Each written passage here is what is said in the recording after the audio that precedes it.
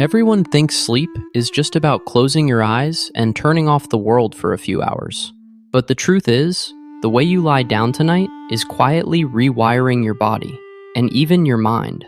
And if you fall asleep on your left side, something strange begins to happen inside you. Think about it. Every night, your body chooses a ritual. Some of us curl up in a ball. Some sprawl out like a starfish. Others guard themselves by sleeping face down. It feels like a simple choice of comfort, right? Like you're just finding the softest spot on the mattress. But it's not that simple. It's actually about how your body positions itself against gravity, how your brain washes itself, and how your subconscious processes your reality. You spend your entire day curated. From the second you reach for your phone to silence the alarm, you are in what I call performance mode. You're navigating traffic, smiling at colleagues you don't really like, and maintaining this high-functioning shield that tells the world you have everything under control. By the time you get home, you're exhausted, not just in your muscles, but in your soul. You've spent 16 hours being a version of yourself that belongs to everyone else. And you think that once you hit the pillow, that performance is over. But here's the thing I want to talk to you about today. Your sleeping position is the only time the mask actually falls off.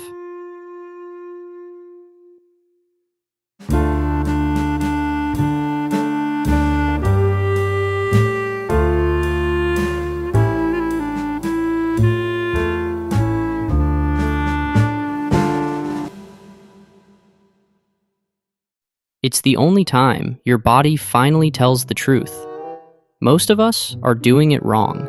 We are sleeping in postures that reinforce our old traumas, suffocate our organs, and leave us waking up in a vulnerability hangover before the first cup of coffee even touches our lips. So, what exactly happens when you tilt to the left? Why do doctors, ancient traditions, and even the latest brain science say this one position could be the key to your health? And more importantly, why do you wake up feeling exhausted and heavy even after getting a full 8 hours? We are going to deconstruct the secret architecture of your sleep, because a simple shift to the left side might be the most important decision you make today. To understand why the left side is the sovereign's choice, we have to look at the raw mechanics of the human animal. I want you to picture your organs for a second. They aren't a perfect, symmetrical stack like a pile of blocks. They are a complex, off-center system that is constantly being pulled by gravity. Think about your stomach. It's not right in the middle. It's a curved pouch that leans toward the left side of your torso. When you lie on your left, you are quite literally using the Earth's gravity to keep your internal fire contained. Your food stays lower, your digestion moves smoother, and the acid that causes that 3 a.m. chest-burning anxiety stays exactly where it belongs. When you turn to the right, you're basically turning that pouch upside down. You're making it easy for things to leak where they shouldn't. You wonder why you wake up with that sour taste or a weird tightness in your throat? It's because you've been fighting a battle with your own anatomy for 8 hours. And it's not just about your stomach. Think about your heart. It's the hardest working muscle you've got, and it's tilted toward the left too. When you sleep on that side, you're making it easier for your heart to pump blood throughout your entire system. There's a huge vein called the inferior vena cava that runs along your right side. If you lie on your right, you're putting the weight of your other organs directly onto that vein. You're making your heart work against a headwind. But on the left, everything opens up. Your circulation gets a boost, your lymph nodes can drain easier, and your body can finally stop struggling just to stay alive and start focusing on actually repairing itself. But here's the part that really shifts things. Let's talk about the brain's janitor. During the day, your brain is like a massive construction site. It's building memories, processing stress, and firing off billions of electrical signals. All that activity creates physical waste, toxic proteins that build up in the space between your cells. If that waste stays there, it's like living in a house where the trash never gets picked up. You get that brain fog, you lose your focus, and you start feeling like you're moving through a thick cloud. When you enter deep sleep, your brain doesn't just rest, it physically shrinks. The space between your brain cells increases by about 60%, allowing your cerebrospinal fluid to rush in like a high-pressure hose. This is the glymphatic system. It's your brain's personal cleaning crew. And here's the kicker. Recent studies have shown that this brainwashing is significantly more efficient when you are on your side, specifically the left side. Imagine your brain is a sink full of dirty water. By tilting your body to the left, you're effectively pulling the plug and letting the toxins drain out. If you wake up feeling cloudy or exhausted despite getting enough sleep, you aren't just tired, you are biologically dirty. Your cleaning crew couldn't get into the corners because you were lying on your back or your stomach, blocking the drainage. You were literally starting your day living in yesterday's mental waste. Now, let's move from the biology into the deep psychology of all this. I want you to think about how you folded yourself under the covers last night.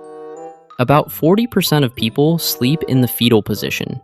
You know the one, curled up, knees tucked in, arms guarded. On the surface, we call this comfort. But let's ask the real question. What are you comforting? The fetal position is the ultimate posture of self-protection. You are guarding your heart, your stomach, and your most vulnerable parts. If this is your permanent default, it's a signal that your nervous system is stuck in a state of high alert. You are recreating the safety of the womb because the world you wake up to feels like a battlefield. You are using your own body as a shield.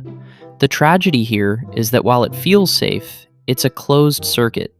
When you sleep in a ball, you are reinforcing the script that you are a victim. You are telling your subconscious that you are small, that you are threatened, and that you have to hide to survive. You aren't giving yourself permission to expand into the person you are supposed to be. Contrast that with someone who sleeps like a starfish. They're spread out, taking up space, limbs everywhere. That is a radical act of trust. It's the posture of someone who believes the room belongs to them. They aren't worried about being vulnerable because they've already decided they are sovereign. If you can't imagine yourself sleeping like that, you have to ask yourself why. What are you afraid will happen if you let your guard down for a few hours? Then you have the right-siders. If you always find yourself turning away from the left, you might be living in what I call the ready position. You're poised to jump out of bed and face the next problem. It's an outward-facing way to sleep. You're resting, but your nervous system is still idling like a car engine at a red light. You're waiting for the next emergency, prioritizing the performance of tomorrow over the repair of today. You've traded that deep, internal cleaning of the left side for the ability to react quickly to a world that keeps demanding more of you. And we have to talk about the stomach sleepers, the ones who sleep face down. This is the most intense position because you are literally trying to ground yourself by crushing your own breath.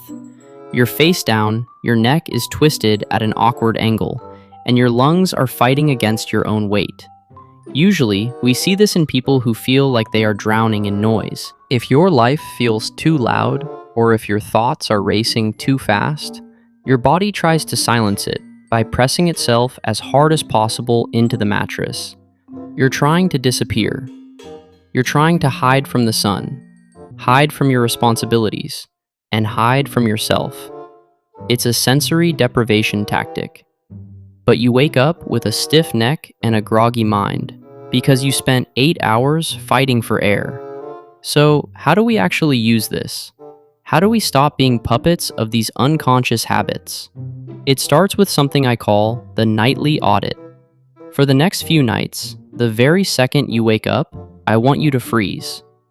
Don't look at your phone. Don't think about your emails. Just notice. How am I folded?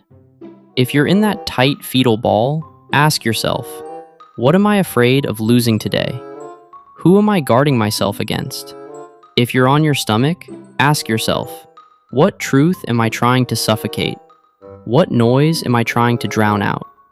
If you're on your right side, ask yourself, why am I so afraid to look inward and let the cleaning crew do their job? Once you have that data, you can start making a conscious choice. Tonight, when you get into bed, I want you to purposefully turn to the left. If it feels weird at first, that's okay. Use a pillow between your knees to keep your hips straight. This actually helps your nervous system feel like the structure is secure. Visualize that cleaning crew in your brain. Visualize the waste of the day, the insults, the emails, the just-in-case anxieties being washed away. You aren't just sleeping, you're performing a ritual of purification. You're choosing to let the useful version of yourself take a break, so the sovereign version of you can be born in the morning. When you sleep on your left, you're telling your body it's safe to process, safe to digest, and safe to heal. You're breaking the loop of always being ready and finally allowing yourself to be repaired. The fog is going to start lifting. You're going to wake up with more clarity and less of that heavy weight in your chest. Your bed isn't just a piece of furniture. It's the laboratory of your soul. When you change the way you sleep, you are changing the way you negotiate with reality. You are moving from reacting to observing. The strings are snapping, the fog is lifting, and for the first time, you're in control of the one thing no one else can see, your own silence. I want to hear from you. Tell me in the comments, what position did you wake up in this morning? Were you hiding? Were you ready to run? Or were you face down? And whose voice were you trying to drown out while you were under the covers? I read every single one of your comments because this community is where we stop performing and start living. We're stripping away the excuses and looking at the raw mechanics of the human heart. I'm David. This is the Inverse Mind. Stop running from yourself, even when your eyes are closed. I'll see you in the quiet of the next one.